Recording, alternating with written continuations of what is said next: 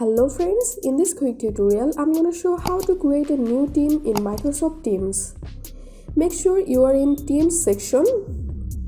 Now click this join or create team from scratch. From here I'm selecting private. Give your team name.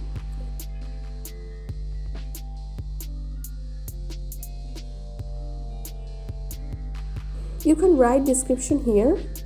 Create.